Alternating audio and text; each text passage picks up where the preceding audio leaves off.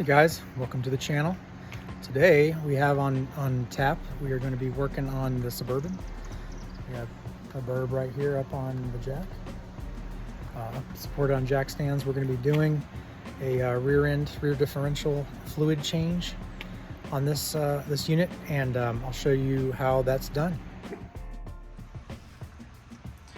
Okay, so here's what we have today. This is on a 2020 Suburban. This is a 5-link suspension, a little bit different than the Silverados and pickup trucks that have this differential. So a little different setup here. I had to put the truck up on jack stands and let the axle hang out so I could try to get a little additional clearance to the panhard bar, which is located here. So you may run into that if you're trying to work on one of these and do this service. So the first thing I do is just try to clean up the area, try to get off any dirt and as much as I can, use a little brake cleaner and get that done before loosening the fasteners.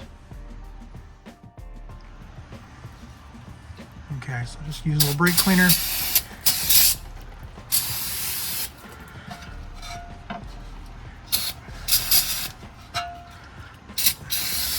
I just do as best I can, do a little bit here.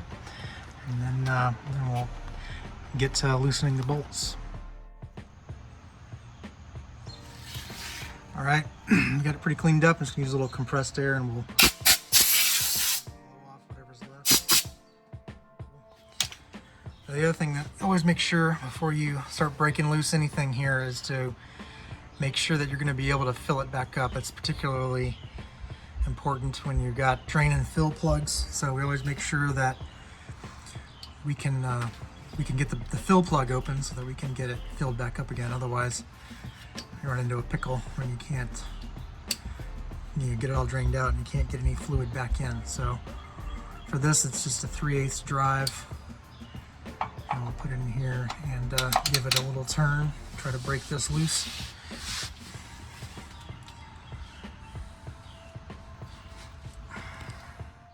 All right, got a little bit longer wrench here. Need a bit more leverage.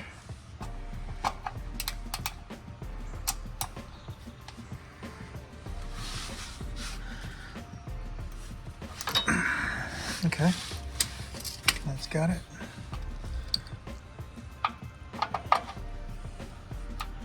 Okay, we're good there. So now we'll start breaking loose the fasteners. Switch over to the oil pan here.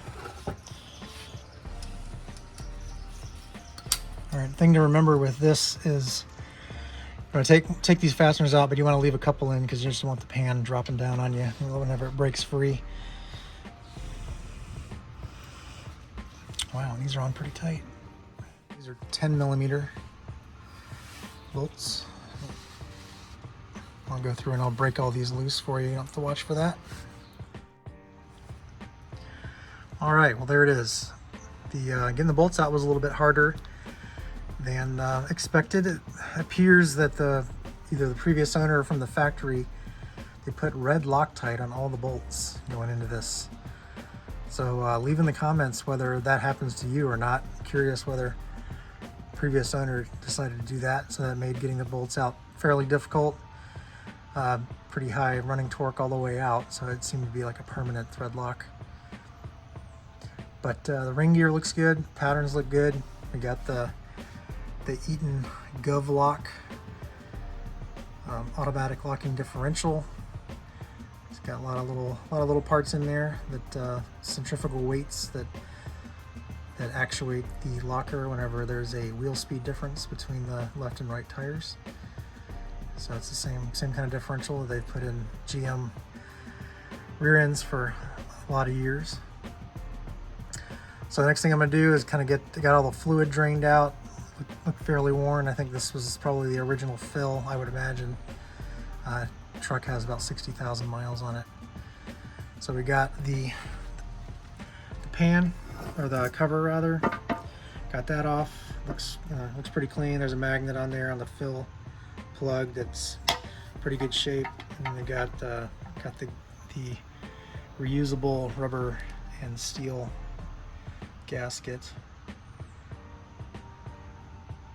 But here it's reusable. It looks in pretty good shape. We'll try and throw it back on and give it a go. So next thing I'm going to do is get all these fasteners. It's got 12 bolts. So you probably count 11 there because there's one that got hung up in the brake bracket there. Didn't want to come out, almost like it was captive. So I didn't try too hard to get it out. We'll just leave it in there, but we'll get these bolts cleaned up, try to get all that thread locker off. You can really see, you know, this pink, reddish pink residue that came out whenever we were taking the fasteners out. So we'll get those cleaned up. We'll get this gasket surface cleaned up, get the gasket itself cleaned up, and the cover, and get ready to go back on here.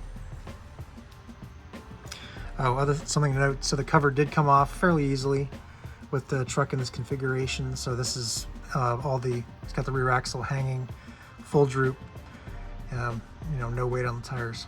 So that does work.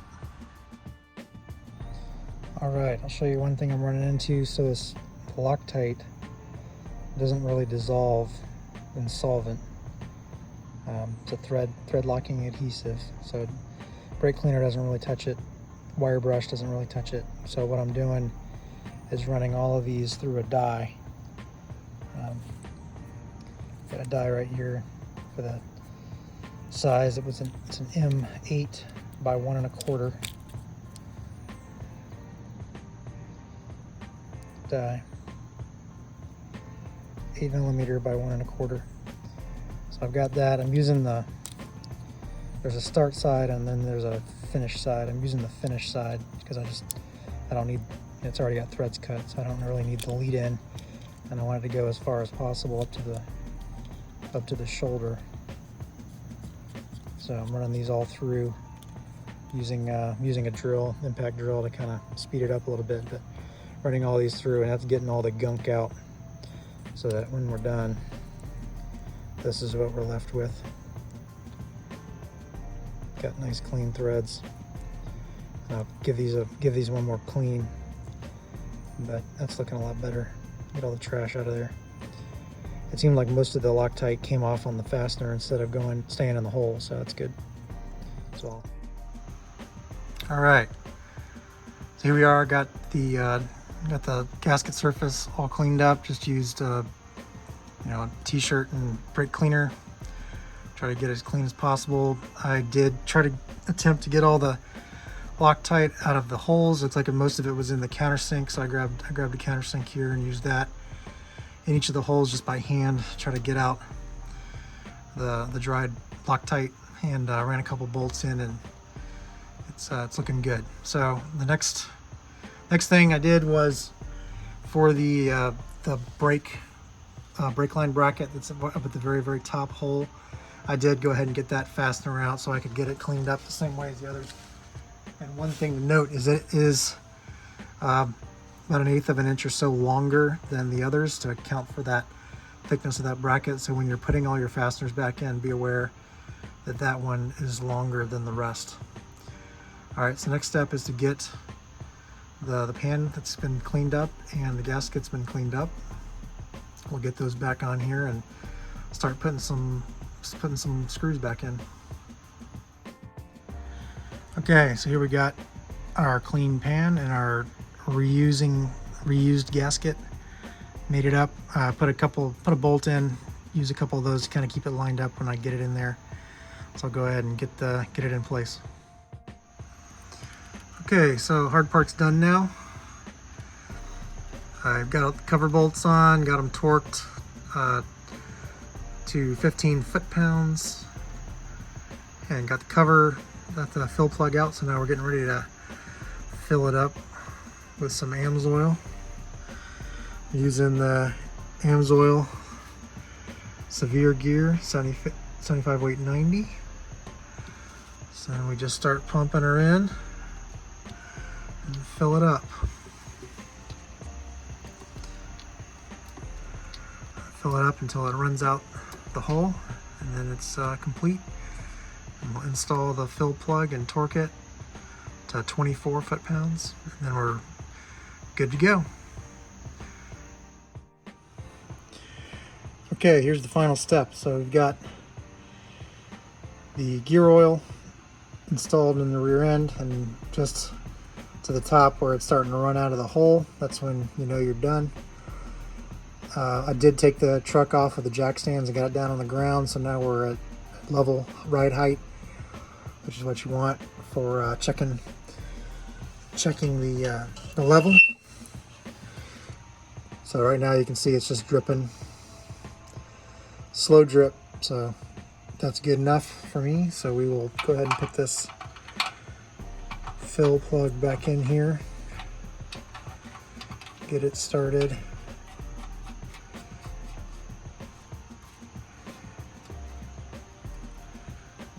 Okay, and then we'll get our torque wrench out and we'll torque it.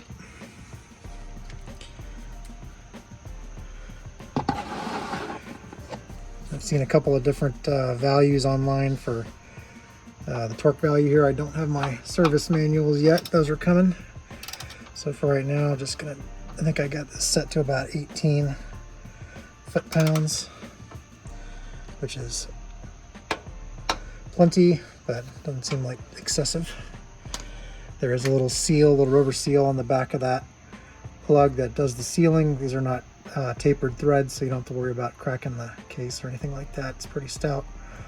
So once that's done, just clean up our excess here, drip, make sure everything is nice and tidy. Might hit this with a little bit of brake cleaner just to get that off, but then you can check in the later after you've been using it, make sure there's no drips or leaks. With a gasket like this, if there are, you could probably just tighten the bolts a touch more if you haven't gone overboard with it. I torqued these to 15 foot-pounds, which should be plenty. Felt like plenty. So, and that's it. Thank you very much for watching. If you like what you see, please subscribe or hit that like button. And we'll do some more videos on this Suburban as I get more into it and we do more fun things with it. So see you next time.